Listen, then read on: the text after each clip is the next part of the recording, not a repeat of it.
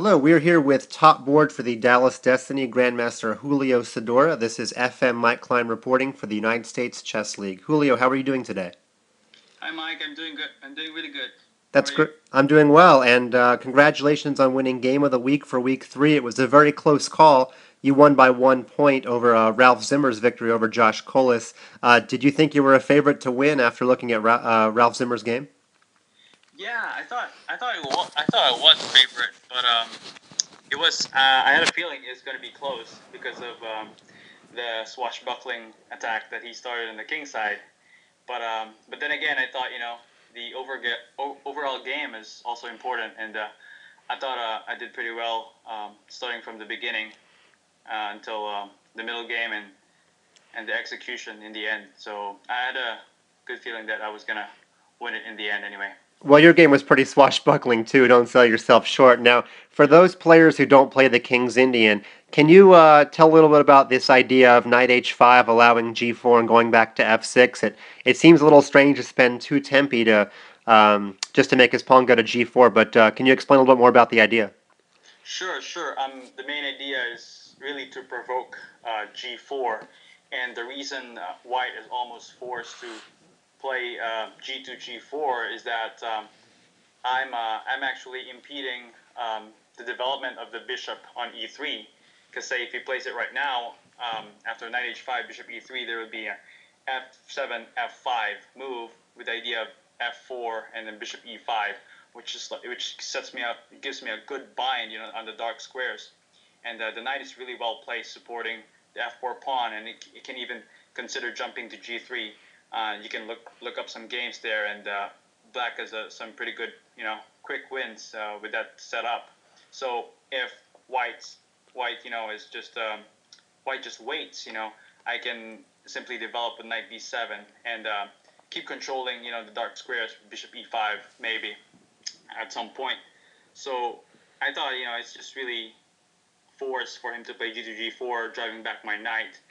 But then it's not so bad for white because he gains space. He's gaining some space, and he has to be careful though not to overextend. So it's just a negotiation there. Well, it was kind of a crazy game. Neither player had particular regard for their material, but was there any point in the game where you were worried about your position? Yeah, I mean, considering that I'm cramped, I always had to back up my decisions with concrete analysis. I've looked up, like I said in my blog, I'm familiar with some ideas here and there, but I cannot always play by analogy because details are very important in positions like this. One inaccuracy can really like push my pieces back, and even giving him some pawn storm, f4, f5. So I was worried that I might mess up on some move order. So I had to make sure I calculate it, and what in his thinking time too, So that's part of my strategy too, to kind of pressure him not only on the board but also on time. So while he's calculating, I'm also analyzing, some lines already, and I had to play safe and really give him the onus to play accurately as well. And do you prefer crazy tactical games like this? Sure, sure. I wouldn't um, describe it as purely crazy tactical because in actually in most tactical games, it starts with a very, I guess I would say, complicated strategy. It's a strategically complex game, I would say, because I have to really feel where my pieces belong, where I should place my pieces. For say Queen E7 instead of Queen C7, or when to put my knight on E5. Should I play knight F8 first? It's about timing and knowing how to provoke more weaknesses in the opponent's camp. And in the game, everything fell into place. I was able to exchange my bad piece and leave myself with some pieces on good squares. Well, this is your third season in the USCL, and you've had a great record so far. You've won 9 out of 12 games, and your performance rating is up around 2650, and that includes your first season when you were only an IM. Why do you think you play so well? Is it your familiarity with playing online, or perhaps some other reason?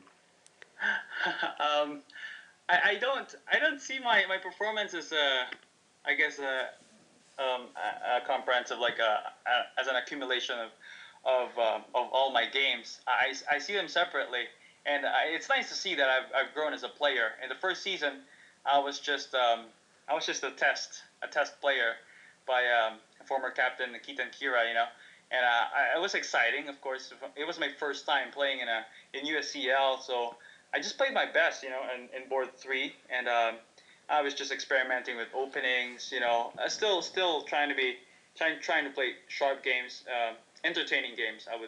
I would choose.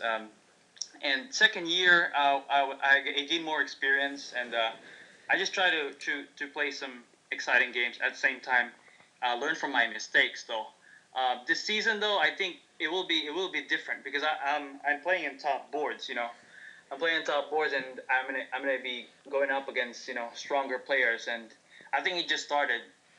It just really started because I haven't even played Julio Becerra, so we're trying to really be confident this season and play better at the same time, not to overestimate our chances because you never know with the game.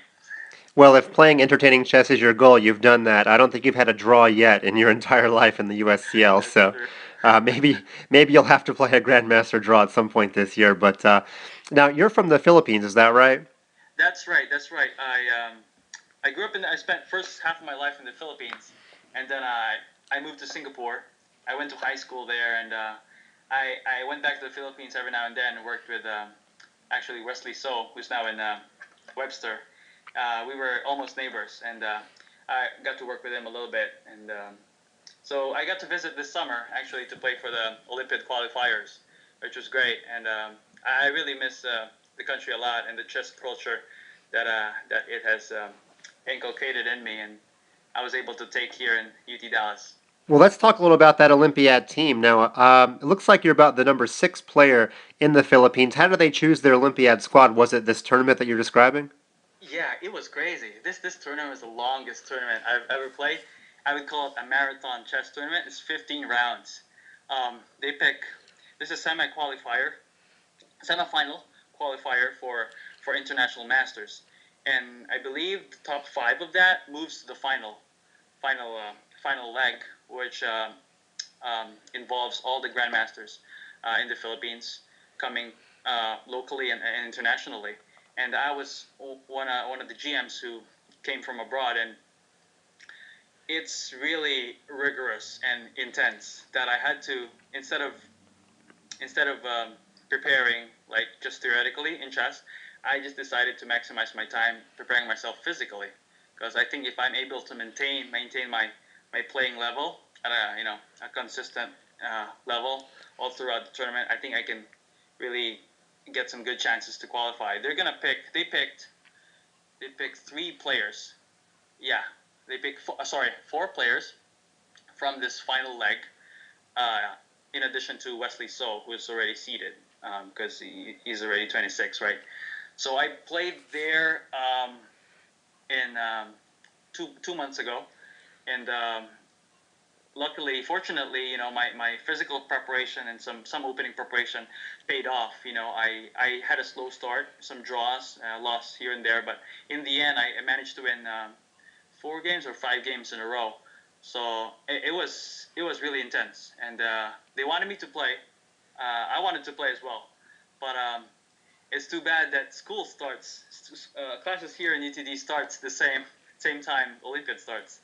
So it was a tough decision for me, and I'm in my last year, and I think it can get really challenging for me to to to miss 2 weeks of classes, and I thought, hey, this I hope there's gonna be another chance for me after school, and I think chess can wait longer than the chess scholarship that I have right now. Right, you've got to fulfill obligations. Well, good luck trying to make it on the team again in Norway. Now, Thanks. the Filipino team had an awesome performance. They finished around 20th, but they beat England and Bulgaria. They drew Hungary.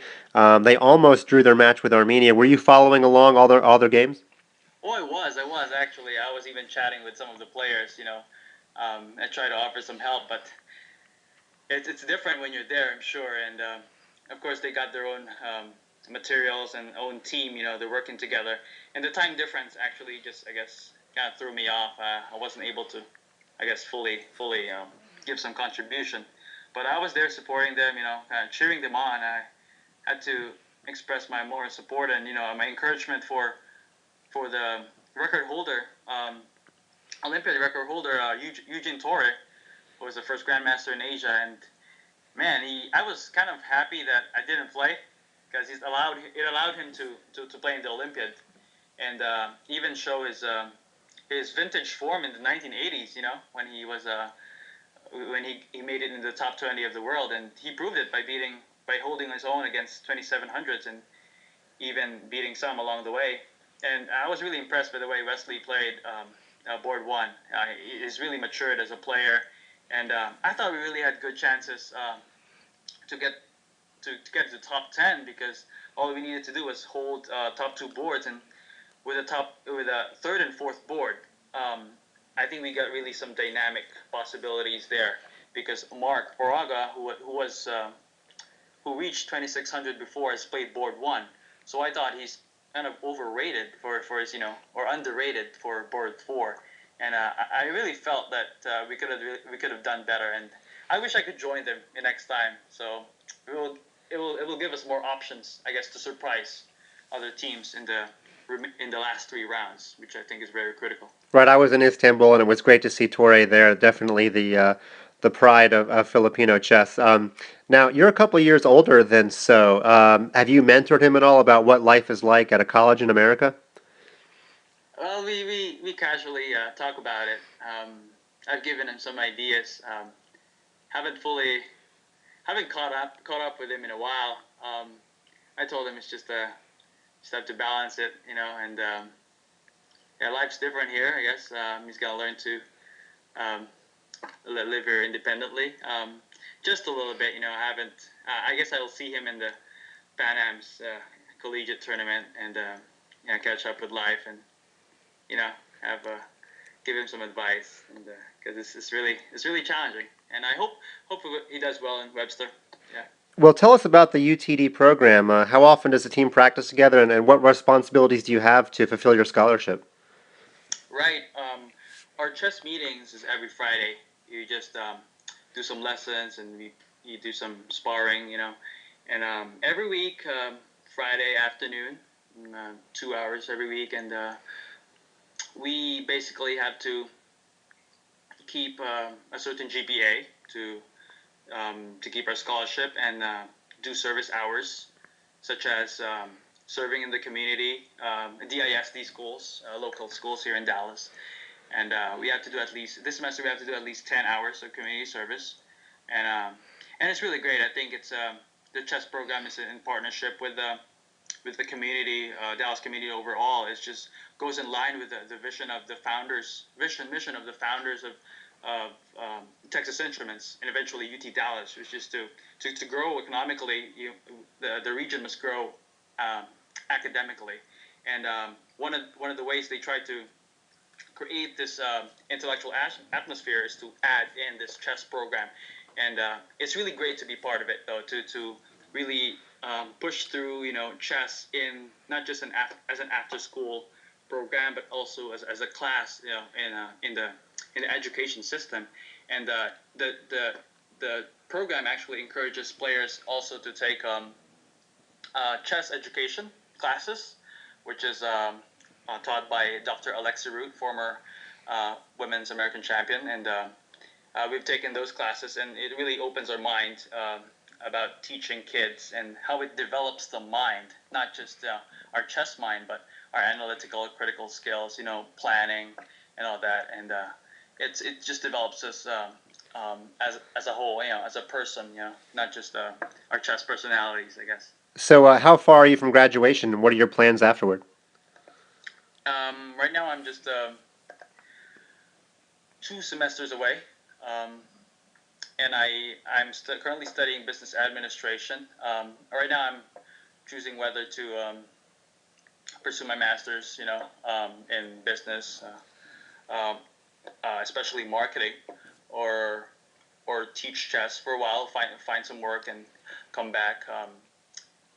It's in the works, I'm deciding right now, but I'd like to do something with my degree in chess, probably a chess school in the future, And I like the teaching aspect of chess. I like the opportunity that the game gives in terms of education, because I get to, I guess, influence and make an impact in the young people's future, and the way they try to um, improve their career, not just chess wise, but also give them opportunities, in other fields.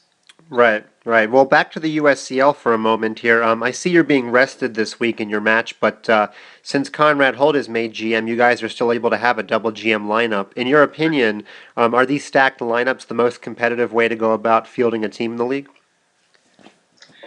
I believe so. I believe so, and I'm glad we have three GMs that can interchange, and it's I think our team is really stronger this season, because I cannot emphasize anymore the fact that our players are just are level with each other, and even board three, even board three, we have Jeffrey Shong, and he's giving us a hard time whenever we play him in the tournament. Actually, this weekend I played him in Houston, and and the kid is just getting tougher every time I play him, and I'm running out of ideas to surprise him with, and it's just a great mix this season, and it'll keep our opponents guessing who they're playing, I guess, because we all have different styles, but um, at the end, they're still playing someone 2500 that can really hold his own, and can surprise him in the opening, or in the middle game. So, I mean, but after all, it's still a game. It's still a game. You can't control everything, and I'm just hoping that we can keep our good run going, and hopefully march to our destiny, so to speak. Now, I haven't seen any results online yet. I know a lot of the Destiny played in the U.S. Class Championships in Houston. You said, how did you guys do down there? Oh, we did pretty well. I mean, it was surprisingly strong. I mean, I was the only GM. There were several IMs, but like I said before, it's hard to control everything. The pairings, and we always play in different conditions. And I played. Sarkar was there. Daniel Fernandez. Apparently, two draws and three wins is enough. Is enough to win the tournament. We took UTD took top places in the master section, and under 2400, Tyler. It's so funny because I had to play the manager of our league, and Tyler gave me a hard time in our game, but in the end he got under 2400. He topped it. He got the best performance there, and he played well, and it just gladdens me that we're keeping ourselves active every weekend, and including Jeffrey Shong, which I mentioned earlier, So and is that even the Chang siblings were there too. It was really tough. so is that why Tyler's sitting you this week because you had to play him in the tournament? That's another reason. Yeah, I think Tyler should play too, but he said he just has a lot on his plate. Well, good luck this week against the Blitz. I know that before your time there, you guys cost the Blitz a couple championships, so I'm sure that they have not forgotten about that. It'll be a tough match. But before we close, let me just ask you, I know Philippines and Singapore are both known as huge melting pots of culture and language. How many languages do you speak, Julio? I I speak a little bit of Chinese. Well, in Singapore, it's Singlish. It's the language is Singlish, which is it's basically English with a bit of a Chinese flavor. Everything ends with a la. Yeah la, no la. And some Chinese I picked up. From my friends. Yeah. So I guess I speak Tagalog. Filipino. Um, English and a little bit of Chinese. I can speak a little bit of Russian, just from my tournament experience, but not fluently. So I would say let's say two and a half. Two and a half. Well, let me ask you just to say in Tagalog, how would you say the Destiny are going to win their third championship this year in Tagalog? Mananalo kami. Kind of forgot some of the words already. Mananalo kami ngayong taon. Ngayong this year. Ngayong taon sa USCL. And there you go, some bulletin board material for all of your opponents that can speak tagalong. Well, thank you very much for your time, Grandmaster Julio Sadorra, the leader of the Western Division leading Dallas Destiny. We'd like to thank our sponsors of the United States Chess League, PokerStars, Chess.com, and the ICC. Thanks for your time, Julio. Thanks, Mike.